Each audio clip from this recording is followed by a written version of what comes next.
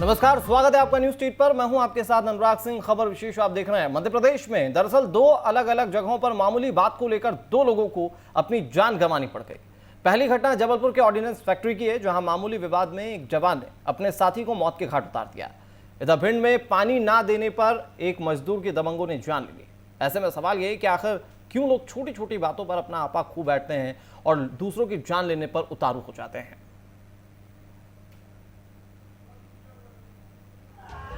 अस्पताल में तड़पते रोते बिलखते लोग और अस्पताल के बाहर पुलिस और लोगों की भीड़।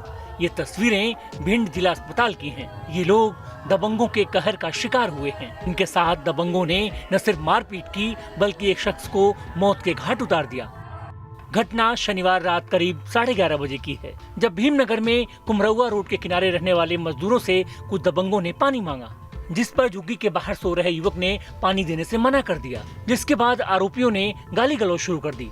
और जब युवक धर्मेंद्र ने इसका विरोध किया तो आरोपी दीपू भदौरिया और उसके साथियों ने अपने पास मौजूद कट्टे से उसके सीने में गोली मार दी। गोली लगने से युवक वहीं गिर गया। साथ ही एक अन्य युवक को भी गोली लग गई, जिससे वह घायल हो गया। अचानक बढ़ते विवाद और गोली की आवाज सुनकर जब आस पड़ोस के लोग वहीं इकट्ठे हुए तो आरोपी मौके से फरार हो गए, जिसके बाद पीड़ित परिवार घायल धर्मेंद्र को लेकर जिला अस्पताल लेकर पहुंचा, जहां डॉक्टरों ने उसे मृत घोषित कर दिया, जबकि दूसरे घायल युवक को गंभीर हालत में इलाज के लिए ग्वालियर रेफर कर दिया गया। वहीं पीड़ित परिवार ने पुलिस पर समय से न पहुंचने का आरोप लगाया है। भैया कुछ नहीं, हम लोग तो सिर्फ आराम से सो रहे थे घर पे हैं। जो लोग पानी मांगे हुए आए तो हमने लोगों ने इन्हें मना कर दी। जो सौरभ आते, सौरभ तो आते नहीं, सौरभ तो फिर निकल गए थे। दीपू आते, बुल्लू आते, बेया सिंह चौरसिया तो और भी आते, चेतन और ये अरविंद और भी पावल आते हैं। क्या नाम इनको? अल्लाह। कितने लोग थे? ये आते 10-12 लोग, 4-5 लोग आते पहले तो। इन लोगों ने गोली चलाई, फायर करे। हम लोग तो बहुत अंदर थे भैया, गोली चला दी उन्होंने। वारदात हो जाने के बाद जब पुलिस मौके पर नहीं पहुंची तो पीड़ित परिवार कोतवाली पहुंचा और आरोपियों के खिलाफ FIR दर्ज कराई, जिसके बाद पुलिस ने 6 लोगों के खिलाफ हत्या समेत अन्य धाराओं में मामला दर्ज कर गिरफ्तारी की बात कही है। अभी लगभग 11 बजे के आसपास एक सूचना आई थी जो भीमनगर में गोलीबारी की घटना है, जिसमें धर्मेंद्र नाम के शख्स को गोली लगी थी, जिसमें 6 आरोपियों के नाम गोली चलने के बाद एक की इसलिए गंभीर जबकि दूसरे की गंभीर हो चुकी है। फिलहाल इस घटना के बाद इलाके में दहशत का माहौल है और हर कोई आरोपियों की जल्द से जल्द गिरफ्तारी की मांग कर रहा है। Sushil Sharma, news state, Bhind. चलिए बात कटनी की करते हैं, जहां जिले के ऑर्डिनेंस फैक्ट्री में एक जवान ने दूसरे जवान को गोली मार दी। साथी की हत्या के बाद आरोपी जवान ने खुद को एक कमरे में बंद कर लिया। घटना के कई घंटे बीत जाने के बाद भी आरोपी जवान अभी पुलिस की गिरफ्त से बाहर है। इसकी तलाश फिलहाल जारी है। कटनी के माधवनगर थाना क्षेत्र की ऑर्डिनेंस फैक्ट्री में जूनियर कमांडिंग ऑफिसर पद पर तैनात अशोक चिकारा को एक जवान ने गोली मार दी, जिसकी वजह से अशोक चिकारा की मौत हो गई, जबकि आरोपी जवान ने खुद को कमरे में बंद कर लिया, जहां से कई बार गोली चलने की आवाजें आती रही। वहीं अचानक हुई इस गोलीबारी की जानकारी लगते ही ऑर्डिनेंस फैक्ट्री में सनसनी मच गई और इसकी जानकारी पुलिस को दी गई, जिसके बाद पुलिस बल के साथ CSP शशिकांत भी मौके पर पहुंचे और मामले की जानकारी ली है। ऑर्डिनेंस फैक्ट्री में काम कर रहे लोगों का कहना है कि किसी बात को लेकर एक दिन पहले दोनों में विवाद हुआ था, जिसके बाद आरोपी जवान ने इस घटना को अंजाम दिया।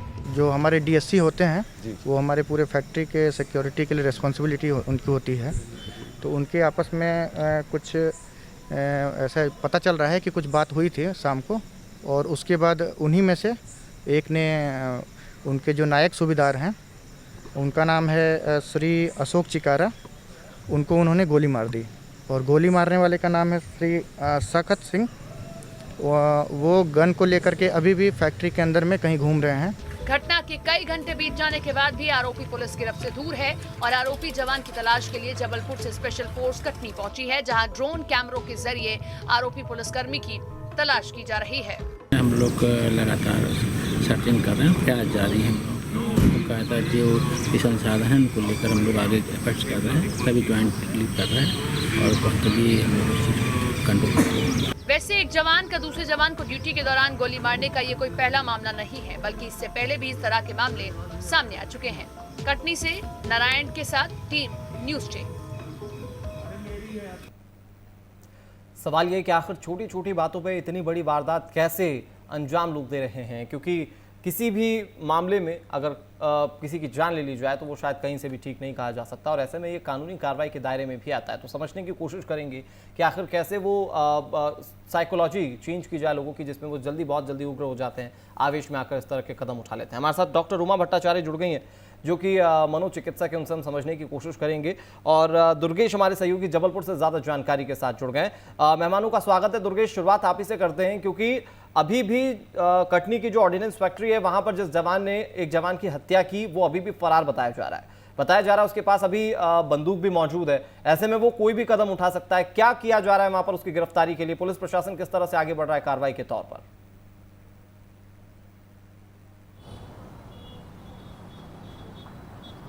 बिल्कुल अनुराग, देखिए कटनी की फैक्ट्री में जो घटनाक्रम कल रात को हुआ था उसके बाद से आरोपी जो है फरार है, लेकिन इतनी जानकारी जरूर मिल रही है कि वो आरोपी अभी फैक्ट्री के अंदर ही है।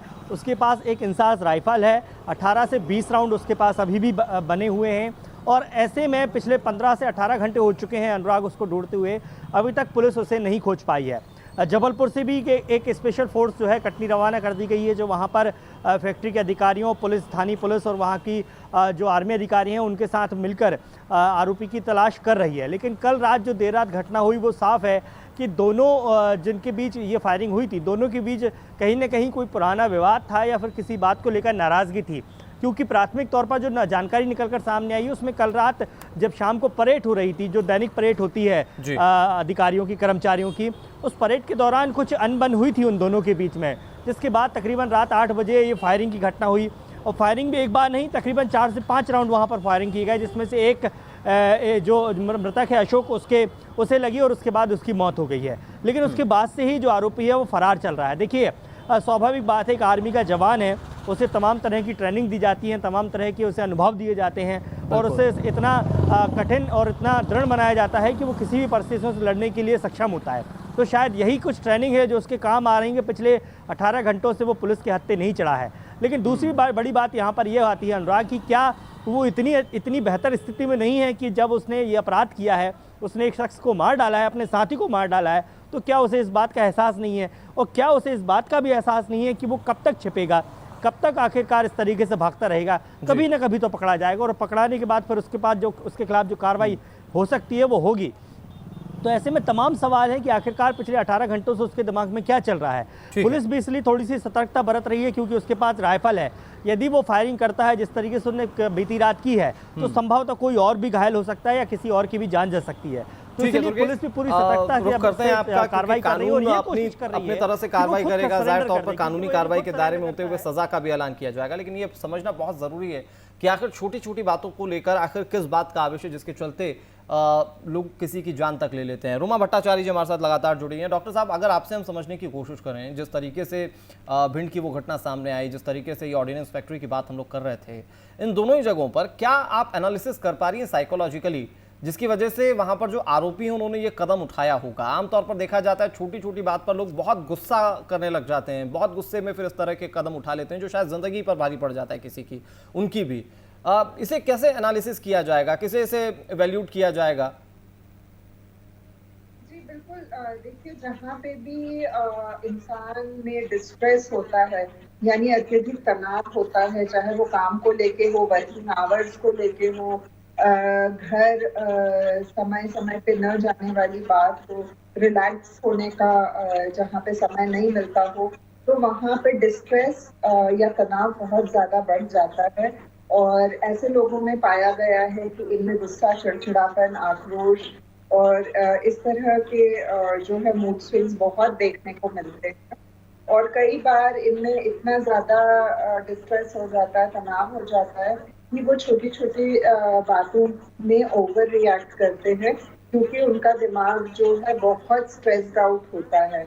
और शायद ऐसा ही कुछ हुआ होगा कि जहाँ पे ये बंदा जिसने इस हत्या को अंजाम दिया है वो शायद पहले से ही कोई मूड डिसऑर्डर से ग्रसित हो, उसे लगातार कुछ दिनों से हो सकता है नींद नहीं आ रही हो सकता है गुस्सा, चिड़चिड़ापन हो सकता है उसे छुट्टी ना मिल रही हो, या कोई ना कोई मानसिक परेशानी से वो गुजर रहा हो, और जब उसी बीच में कोई चुनौती आ जाती, चैलेंज आ जाता है, किसी से वाद विवाद हो जाता है या थोड़ी बहुत कहासुनी होती है, तो वो लोग अपना संतुलन नहीं रख पाते हैं और वो जो है आपा खो बैठते हैं और वो इम्पल्सिवली इस तरह का अंजाम दे देते हैं जिससे वो खुद को चोट पहुंचा सकते हैं या दूसरे को भी चोट पहुंचा सकते हैं। डॉक्टर उमा, क्या कभी कभार ये भी परिस्थितियां हो जाती हैं जिसके चलते लोग उसे अपने ईगो पर ले लेते हैं, अपने आत्मसम्मान पर ले लेते हैं और शायद इसकी वजह से इस तरह के कदम उठाने पड़ते हैं? क्योंकि जो वहां पर आर्मी का ऑफिसर है जिसने कि ऑर्डिनेंस फैक्ट्री में गोलीबारी की, जाहिर तौर पर वो हर परिस्थितियों से गुजरा होगा, उसे उस तरह की ट्रेनिंग दी गई होगी, बावजूद इसके वो ट्रेनिंग काम नहीं आई, उसने गोली चला दी अपने कमांडिंग ऑफिसर पर।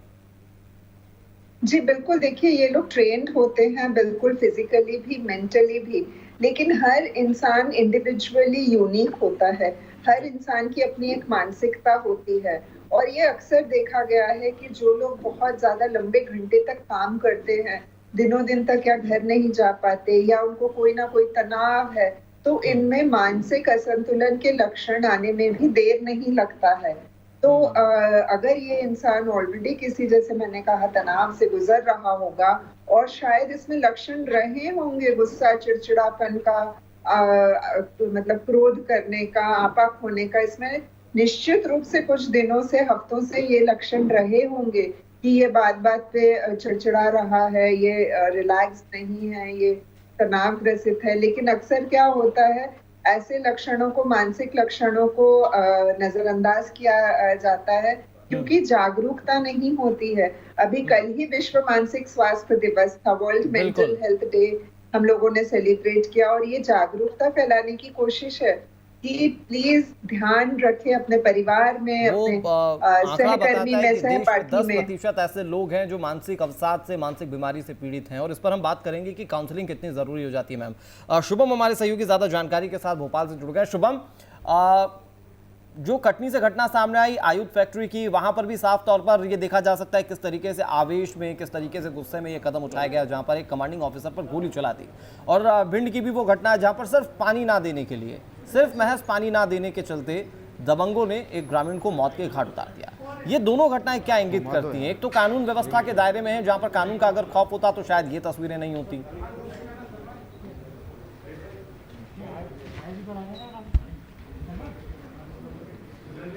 देखिए अनुराग, मुख्यमंत्री शिवराज सिंह चौहान अभी सामने आए हैं और अब वो मीडिया से मुखातिब हो रहे हैं। कई महत्वपूर्ण मुद्दों को लेकर वो भी बातचीत कर रहे हैं। आप तस्वीरें देख ही रहे हैं मुख्यमंत्री, क्योंकि आज जो संवाद हुआ है प्रधानमंत्री के साथ ही साथ जिस तरह से मध्य प्रदेश में पॉलिटिक्स हो रही है, घुटने को टेकने को लेकर जिस तरह से दिग्विजय सिंह ने बयान दिया है, उससे लेकर भी हमने देखा है। उससे लेकर ही आज जो है जवाब पहली बार मुख्यमंत्री का आएगा, क्योंकि दिग्विजय सिंह ने कहा है कि 3 तारीख तक तो मुख्यमंत्री शिवराज सिंह चौहान साष्टांग करते हुए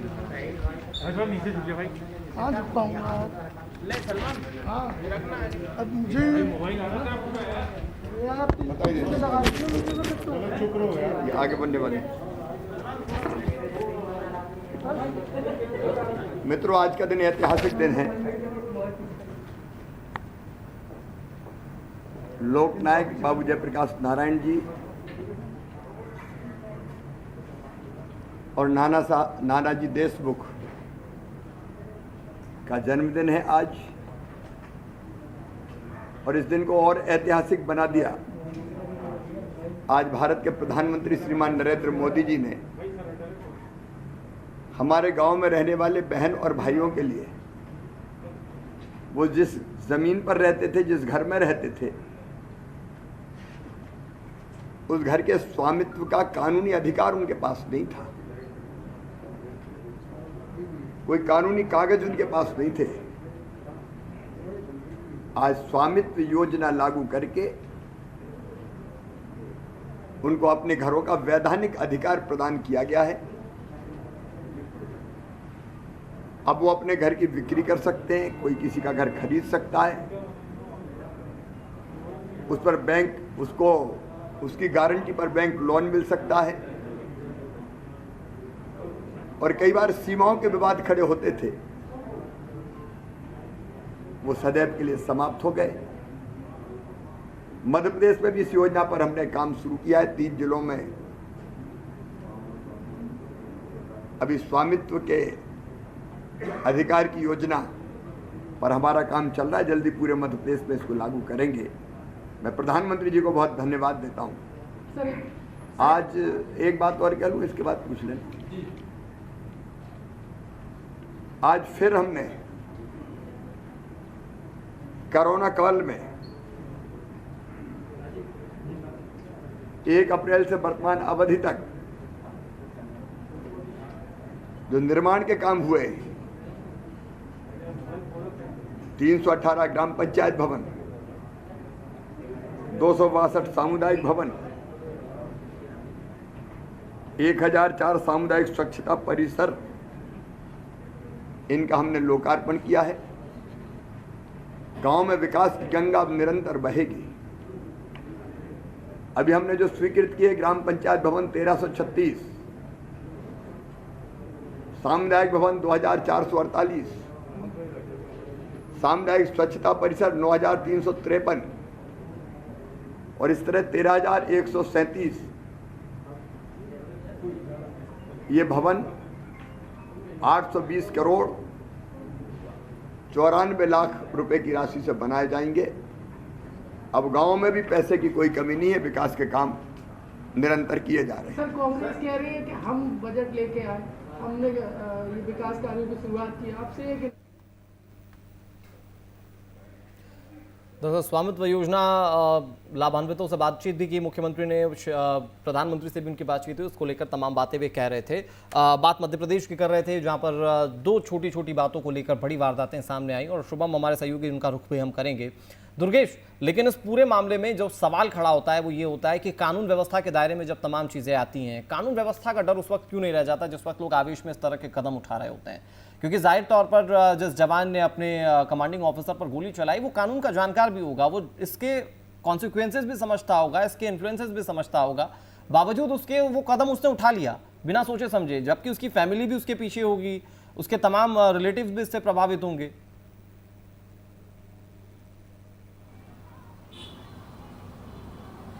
बिल्कुल अनुराग, देखिए सबसे बड़ा अहम सवाल ये है यहाँ पर कि ये पहली घटना नहीं है। इस तरह की घटनाएं हम और भी कई देख चुके हैं, जब आर्मी कैंप में या आर्मी के सेक्टर में एक जवान ने दूसरे जवान पर गोली चला दी। पुलिस विभाग में भी इस तरह की घटनाएं कई सामने आई हैं। तो ये वो लोग हैं जो कानून के जानकार भी हैं, इस तरह की घटनाओं से क्या प्रभावित हो सकता है इस बात के भी जानकार हैं, और इनकी जो ट्रेनिंग होती है उस ट्रेनिंग के दौरान इन्हें वो तमाम चीज़ें सिखाई जाती हैं कि यदि आपको दुश्मन पर भी गोली चलानी है तो उस पर भी चलाने से पहले एक पल के लिए आपको सोचना होगा कि क्या वो वाकई दुश्मन है या फिर कोई सिविलियंस हो सकता है। तो इतनी कठिन ट्रेनिंग से गुजरने के बाद आपकी ट्रेनिंग केवल फिजिकली नहीं होती है, ये ट्रेनिंग होती है मेंटली भी। आपको मानसिक तौर पर इतना परिपक्व किया जाता है कि जब आप बॉर्डर पर रहते हैं या किसी ऐसे जगह पर रहते हैं जहां आपको दुश्मन का सामना करना है, तो ज़रूरी नहीं है कि सामने दुश्मन ही हो, कोई गांव वाला भी हो सकता है, कोई सिविलियंस भी हो सकता है। तो इस बात की पहचान करना हर एक जवान की ट्रेनिंग का हिस्सा रहता है कि जब आपको फायरिंग करनी है तब आपको ये तय करना है कि जो गोली लगेगी वो किसको लगेगी, वो देश के दुश्मन को लगेगी या किसी आम आदमी को लगेगी। और यदि आम आदमी को भी गोली लग जाती है तो उस पर भी अपराध बनता है एक जवान के ऊपर, उससे भी पूछताछ होती है कि जब आप फायरिंग कर रहे थे तब आपके दिमाग में क्या चल रहा था, क्या आपने इस बात के लिए गौर नहीं किया कि वो दुश्मन है, आतंकवादी है या कोई नक्सलाइट है। तो ये तमाम ट्रेनिंग का हिस्सा होती है एक जवान के जीवन में, और उसे मानसिक तौर पर इतना मजबूत बनाया जाता है कि किसी भी तरह की विषम परिस्थितियों से निपटने के लिए वो तैयार होता है, उसका शरीर तैयार होता है, उसका दिमाग तैयार होता है कि कितनी भी विषम परिस्थितियां आ जाए वो अपने दिमाग पर कंट्रोल रखेगा और उसके बाद ही फैसला लेगा कि उसे फायरिंग करनी है या नहीं करनी है, उसे अपना गन का ट्रिगर दबाना है या नहीं दबाना है। लेकिन उसके बावजूद भी यदि कुछ लोग इस तरह की घटनाओं को अंजाम देते हैं तो सीधा सवाल खड़ा होता है कि वो मनोस्थिति उसकी उस समय उस पल ऐसी नहीं थी कि वो तमाम ट्रेनिंग की चीजों का हिस्सा अपने दिमाग में बहुत अहम हो जाती हैं जवानों की, जो इन्हें पूरी तरह से सशक्त बनाती है, ये सोचने पर बिल्कुल सोचने के काबिल कर देती है कि दुश्मन पर गोली चला रहे हैं या आम जनता पर गोली चला रहे हैं, क्योंकि हर गोली चलाने से पहले उन्हें सोचना होता है। लेकिन डॉक्टर रूमा, क्या समय समय पर मेडिकल काउंसलिंग की जरूरत है ऐसे जवानों के साथ, क्योंकि वो घर से दूर रहते हैं, घर की सारी बातें उन तक भी पहुंचती होगी, इसके अलावा काम का एक अलग प्रेशर है। और जिस तरह से हमने छत्तीसगढ़ में देखा, जो सीआरपीएफ के कैंप्स थे या दूसरे जवानों के कैंप्स थे, वहां पर भी लगातार इस तरह की घटना होती रही है कि छुट्टी ना मिलने के चलते जवान अपने साथी जवानों पर गोली चला दे रहे थे, मामूली कहा सुनी पर वे लगातार अपने ही साथियों पर हमला कर दे रहे थे। तो क्या एक वक्त वक्त पर काउंसलिंग की जरूरत है, क्योंकि जो पहले ट्रेनिंग दे दी वो ठीक है, लेकिन उसके बाद भी वे कई परिस्थितियों से होकर गुजरते हैं।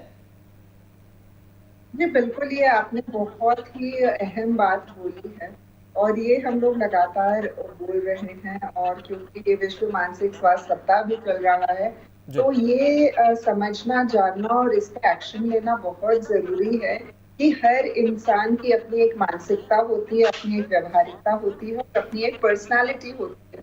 और जो काम पेशा होते हैं, खासकर फोर्सेस में, ऑर्डिनेंस में, आर्मी में, सीआरपीएफ में, जीआरपी में, मतलब पुलिस फोर्स में, ये सब बहुत ही एक जिम्मेदारी वाला और 24 घंटे काम करने का इनमें इनका जो रोल होता है वो होता है।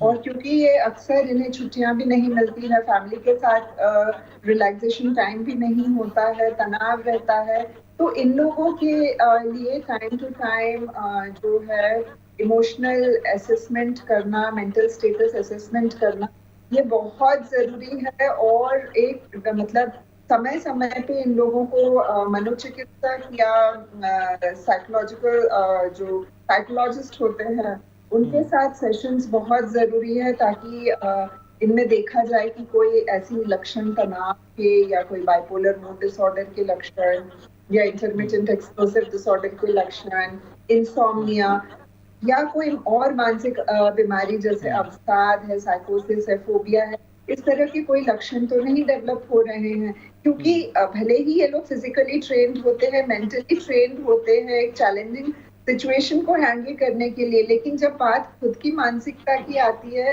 तो इनके पास कोई जरिया नहीं होता है, कोई लेट आउट नहीं होता है कि ये किससे जो है अपनी बातें शेयर करें। और उन्हें ये भी डर होता है कि वहाँ पर मेडिकल काउंसलिंग की बहुत ज़रूरत हो जाती है और शायद उसके साथ साथ हम लोग इन चीज़ों को बहुत बेहतर से क्योर कर सकते हैं अगर वहाँ पर डॉक्टर्स भी ध्यान रखेंगे, सहपाठी या सहकर्मी जो उनके साथ हैं वो ध्यान रखेंगे तो शायद बेहतर इसके रिजल्ट्स हो सकते हैं। लेकिन दो बातें हैं दुर्गेश, पहला तो मध्य प्रदेश सरकार ने हैप्पी आवर्स की शुरुआत की थी कुछ दिन पहले, फिर अभी कोविड काल में उसकी फिर से शुरुआत की गई और वो माना जा रहा था कि उससे लोगों को खुश रखने में मदद मिलेगी। हालांकि वो कोविड पेशेंट्स के लिए था, बावजूद उसके इसकी बहुत ज़रूरत नज़र आती है कि सरकारी भी वर्कशॉप्स लें, समय समय पर लोगों को उस तरीके की चीज़ें मुहैया करवाएं जिसकी उन्हें ज़रूरत है इस अवसाद से निपटने के लिए।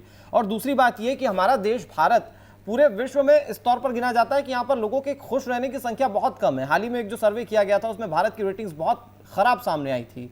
तो क्या सरकारों को इस दिशा में बहुत ज़्यादा सोचने की ज़रूरत है, वर्कशॉप्स करने की ज़रूरत है, लोगों तक रीच बनाने की ज़रूरत है?